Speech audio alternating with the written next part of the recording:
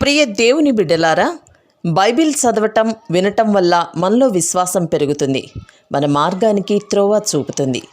సమస్త జనులను శిష్యులనుగా చేయుడి మత్తయి 28:19 వచనంలో దేవుని వాక్యం తెలియచేస్తోంది.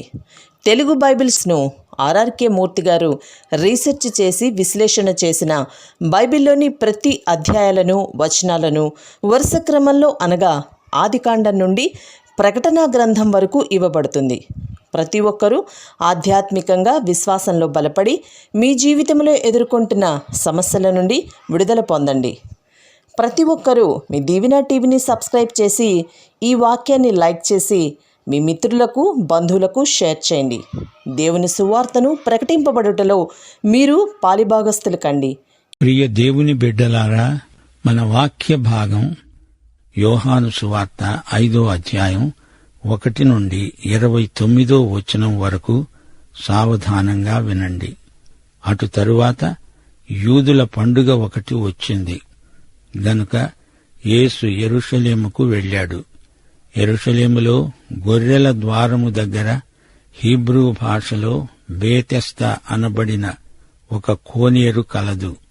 దానికి 5 మంటపములు కలవు.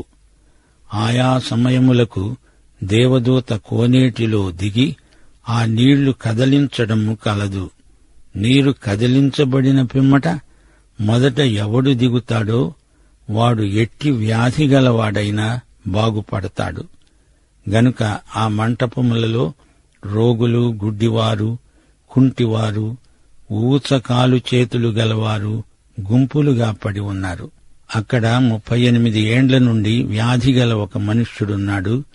యేసు వాడు పడి ఉండడము చూచి, వాడు అప్పటికి బహుకాలము నుండి ఆ స్థితిలో ఉన్నాడని ఎరిగి, స్వస్థపడగోరుతున్నావా అని వాణ్ణి అడిగాడు. ఆ రోగి ఆయనకు ఉత్తరమిస్తూ అన్నాడు, అయ్యా, నీళ్లు కదిలించబడినప్పుడు నన్ను కోనేటిలోనికి దించడానికి నాకు ఎవ్వడూ లేడు. గనుక నేను వచ్చేటంతలో మరి ఒకడు నాకంటే ముందుగా దిగుతాడు. యేసు వానితో అన్నాడు, నీవు లేచి నీ పరుపెత్తుకొని నడువు. వెంటనే వాడు స్వస్థత నొంది తన పరుపెత్తుకొని నడిచాడు. ఇది యేసు ప్రభువు చేసిన 3వ అద్భుతం. బేతెస్దా కోనేటి వద్ద బలహీనుడైన రోగి 38 సంవత్సరాలుగా మంచం పట్టి ఉన్నాడు. యేసుక్రీస్తు సేవ ఈ అద్భుతంతో కొత్త మలుపు తిరిగింది. పరిసయ్యులు వేటకుక్కల్లాగా యేసు వెంట పడ్డారు. ఆయనను సిలువ వేసేదాకా ఆయన్ను వారు వదల్లేదు. యోహాను సువార్త 5వ అధ్యాయం 16 నుండి 18వ వచనం వరకు. ఈ కార్యములను విశ్రాంతి దినమున చేసినందున యూదులు యేసును హింసించారు.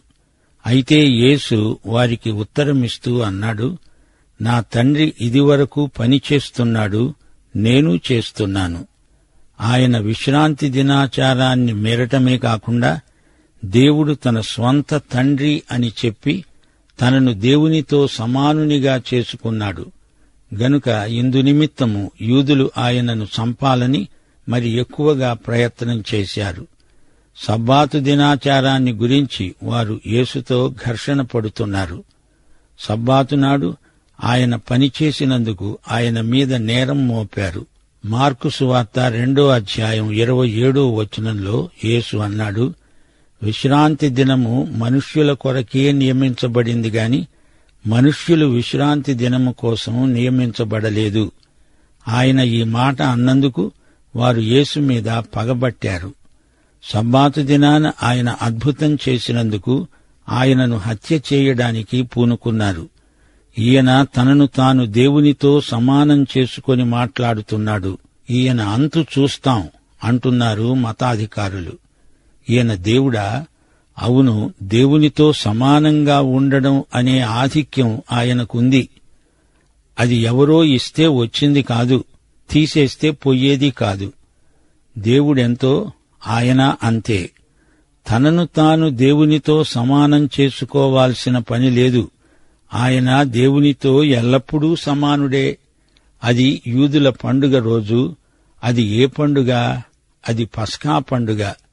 యూదులకు 3 ముఖ్యమైన పండగలున్నాయి.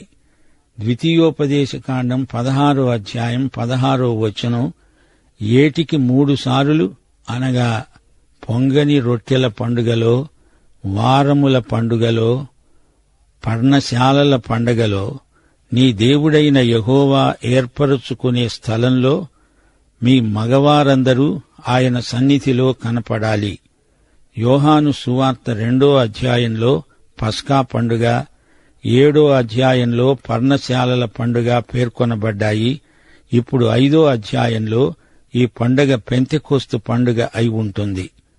ఆ పండుగ ఏదో ఎందుకు రాయలేదు అంటే, ఈ సందర్భంలో పండగ సంగతి అంత ముఖ్యం కాదు.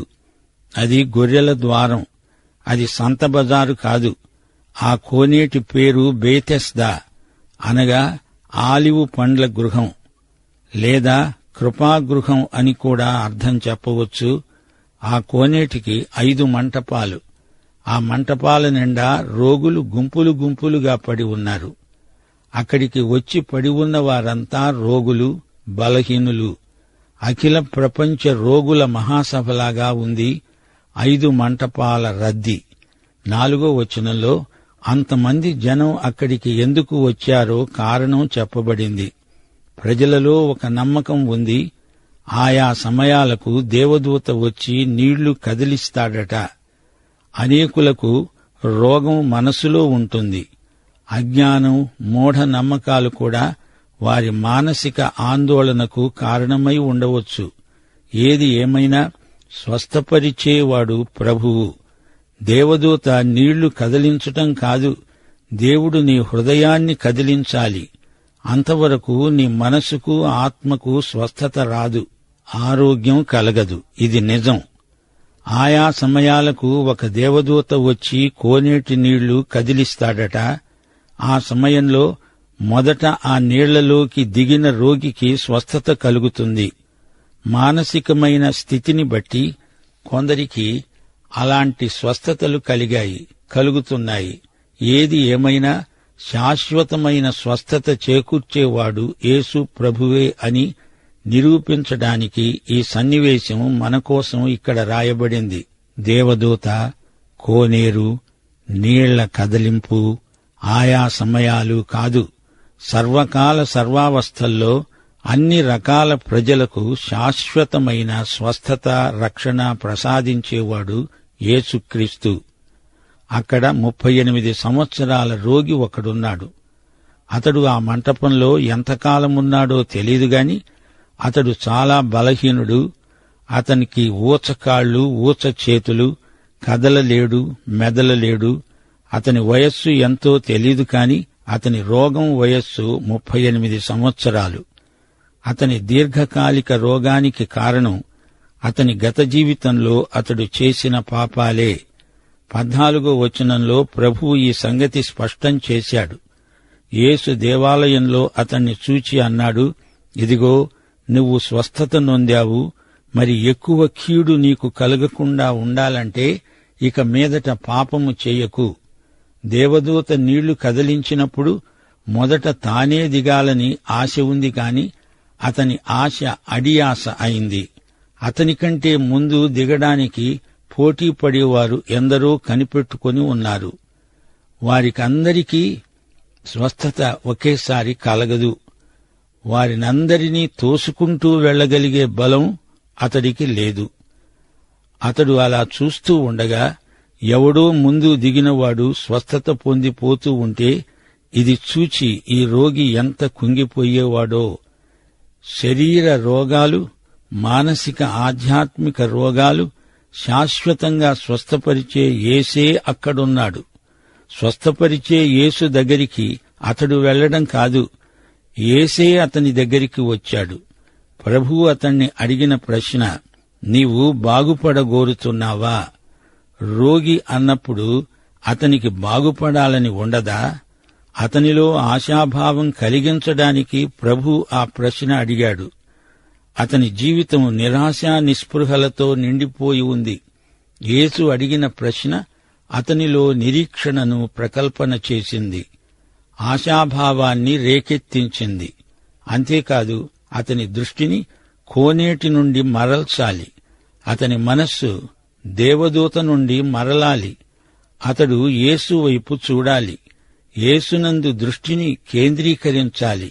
అతని రోగిష్టి జీవితంలో ఇన్నాళ్లు అతణ్ణి ఆప్యాయంగా పలకరించడానికి, పరామర్శించడానికి ఎవ్వరూ లేరు. కోనేటి ధ్యానం, దేవదూత ధ్యానం అతని మనస్సు ఈ విధంగా జడమైపోయింది.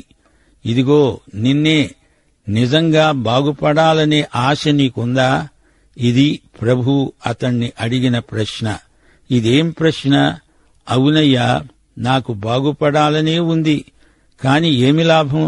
నన్ను అందులో సరైన వేళలో దించేవాడెవడూ నాకు లేడు. నా అసలు సమస్య ఇది. కోనేటి ధ్యానమా, జపమా, దేవదూత వచ్చి సాయం చేసే రోజు కోసం ఎదురు చూడడమా? నీకు ఏది ముఖ్యం? ఏదో జరుగుతుంది అంటూ ఉదాసీనంగా ఈ విధంగా బలహీనుడిలాగా పడి ఉంటే అతనికి ఏ ప్రయోజనమూ కలగదు. ఊరికే కనిపెట్టినందువల్ల ఏ లాభమూ ఉండదు.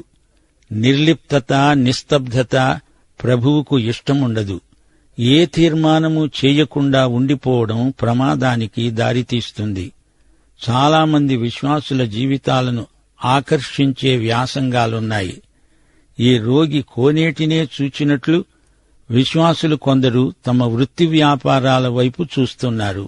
వాటిని వీటిని చూడడం చేత ప్రభువును చూడలేకపోతున్నారు. ఎవడో కోనేటిలో దిగి స్వస్థపరుస్తాడు అని ఆశతో ఎదురు చూస్తున్నాడు. ఎవడో ఒక్కడు స్వస్థపడుతున్నాడు.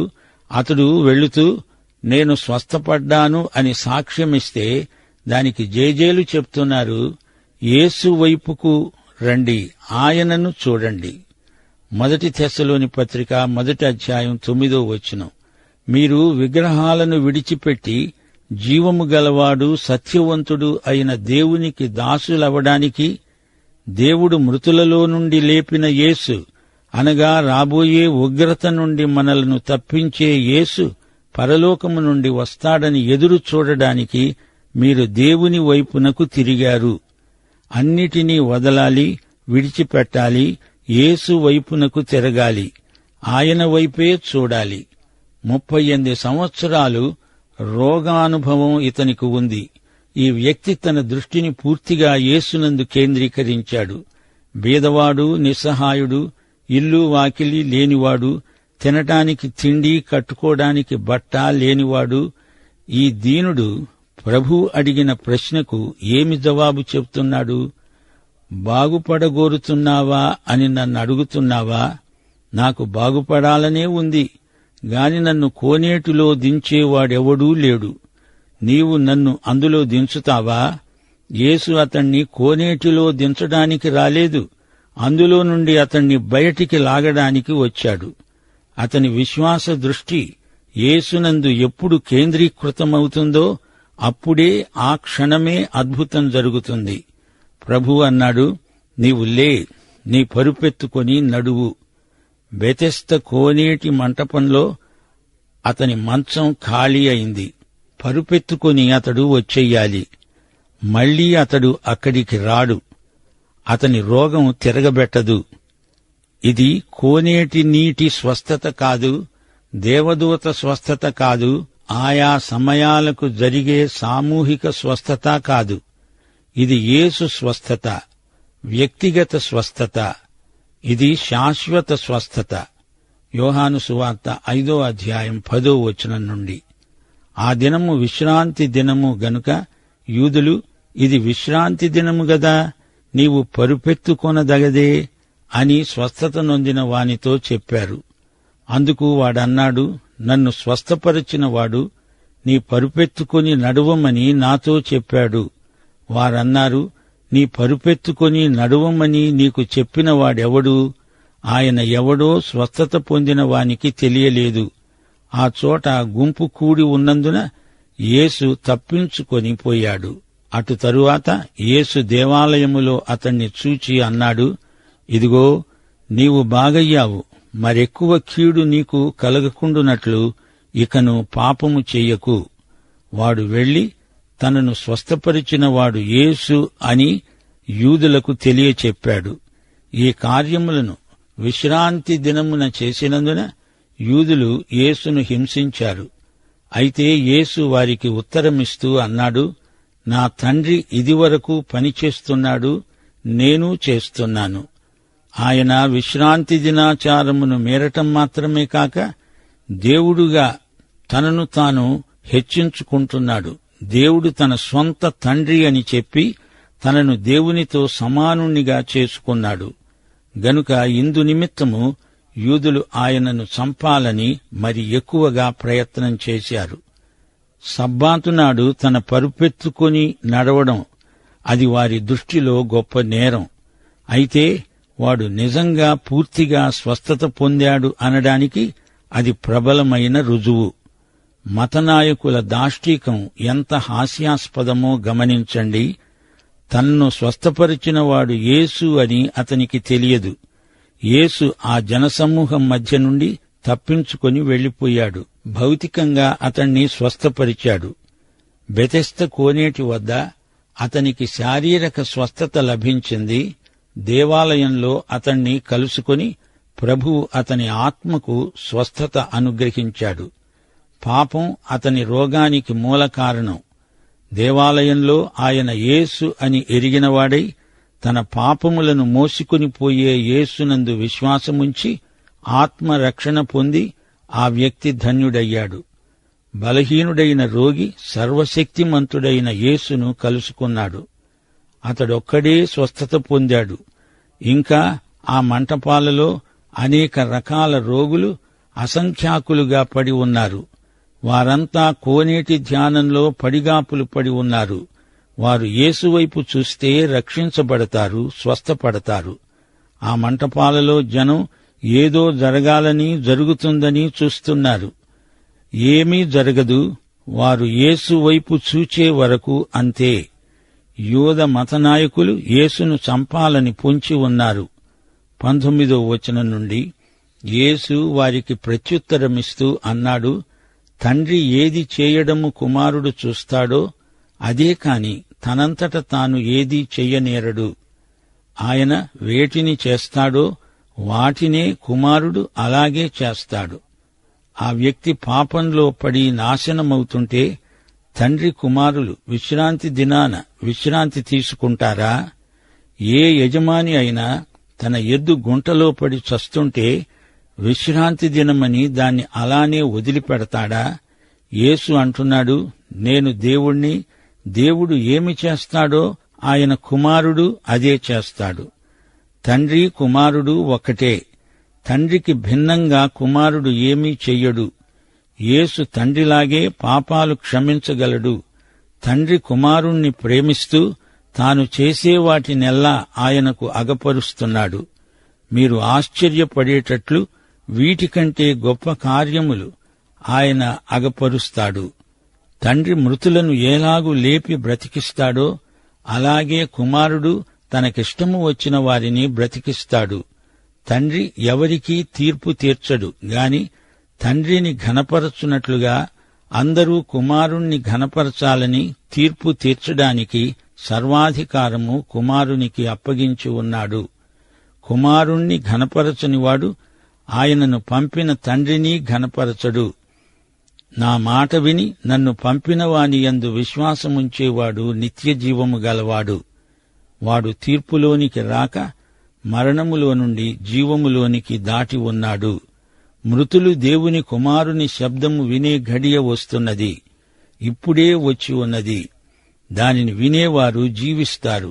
తండ్రి ఏలాగు తనంతట తానే జీవము గలవాడై ఉన్నాడో అలాగే కుమారుడు తనంతట తానే జీవము గలవాడై ఉండడానికి కుమారునికి అధికారం అనుగ్రహించాడు. ఆయన మనుష్య కుమారుడు గనుక తీర్పు తీర్చడానికి తండ్రి అధికారం అనుగ్రహించాడు. దీనికి ఆశ్చర్యపడకండి. ఒక కాలము వస్తున్నది. ఆ కాలమున సమాధులలో ఉన్న వారందరూ ఆయన శబ్దము విని మేలు చేసిన వారు జీవ పునరుత్థానమునకు, కీడు చేసిన వారు తీర్పు పునరుత్థానానికి బయటికి వస్తారు. యేసు జీవప్రదాత. యేసు నామమున అపొస్తలులు స్వస్థపరిచారు, అద్భుతాలు చేశారు. యేసు తీర్పరి, న్యాయాధిపతి. అందరూ రేపు ఆయన ఎదుట తీర్పు కోసం నిలవాల్సి ఉంది. క్రీస్తు నెరుగని వారికి ధవళ సింహాసనం, విశ్వాసులకు న్యాయపీఠం. ఈ రెండు సింహాసనాల మీద కూచుండి తీర్పు తీర్చేవాడు యేసే. 2 కొరింథీ 5:10 మనం న్యాయపీఠమెదుట లెక్క అప్పగించాలి. ప్రకటన 20:11 అవిశ్వాసులకు ధవళ సింహాసనపు తీర్పు. రెండోసారి ఆయన రక్షించడానికి కాదు, రక్షించబడని వారిని శిక్షించడానికే వస్తాడు. క్రీస్తును నమ్మినవారు నిత్యజీవం పొందుతారు, అనగా మరణము నుండి నిత్యజీవములోనికి దాటుతారు. గమనించండి, యేసే దేవుడు. ఆయన మృతులను బ్రతికిస్తాడు, ఆయన తీర్పు తీరుస్తాడు. మృతులు యేసు శబ్దము విని లేస్తారు. ఆ ఘడియ వచ్చేస్తోంది. ఇప్పుడు యేసు మనకు ఆధ్యాత్మిక జీవమిస్తాడు. రేపు మన శరీరాలను కూడా బతికిస్తాడు. ఇప్పుడు ఆత్మ పునరుత్థానం, రేపు శరీర పునరుత్థానం. నాయందు విశ్వాసముంచినవాడు చనిపోయినా బ్రతుకుతాడు. అతని ఆత్మలో జరిగే పునరుత్థానమిది. ఇలా బ్రతికి యేసునందలి విశ్వాసంతో జీవించేవానికి రేపు శరీర పునరుత్థానముంది. అది శాశ్వత జీవం. యేసునందు జీవమున్నది, యేసే జీవమిస్తాడు. తీర్పు అధికారం ఆయనకే ఉంది. మొదటిసారి వచ్చినప్పుడు ఆయన రక్షకుడు, రెండోసారి ఆయన న్యాయాధిపతిగా వస్తాడు. మనకు 2 పునరుత్థానాలున్నాయి. మొదటి పునరుత్థానం రక్షించబడిన వారికి మాత్రమే. అదే సంఘం ఎత్తబడే సంఘటన. సంఘం ఎత్తబడిన తరువాత మహాశ్రమల కాలంలో అనేక మంది విశ్వాసులు హతసాక్షులవుతారు. మహాశ్రమల కాలం ముగింపులో లేపబడతారు, ఎత్తబడతారు. అది కూడా మొదటి పునరుత్థానమే. అందులోనే పాత నిబంధన భక్తుల పునరుత్థానం ఇమిడి ఉంది. అనగా మొదటి పునరుత్థానం 2 భాగాలు. సంఘం ఎత్తబడడం, మహాశ్రమల ముగింపులో హతసాక్షులు లేపబడడం. ఇది మొదటి పునరుత్థానంలో 2వ భాగం. ఇక 2వ పునరుత్థానం అవిశ్వాసుల క్రియల తీర్పు, విశ్వాసులకు బహుమానాల తీర్పు. అవిశ్వాసులకు తీర్పు పునరుత్థానం, అనగా ధవళ సింహాసనపు తీర్పు. ఈ 2వ పునరుత్థానం భయంకరం. యేసును నమ్మకపోవడం, దానికి శిక్ష. అవిశ్వాసిగా చేసిన ప్రతి పాపానికి, క్రియలన్నిటికీ శిక్ష. ఈ 2 విధాల తీర్పులు తప్పవు. దేవుడు నిన్ను సమృద్ధిగా దీవించునుగాక. ఆమేన్.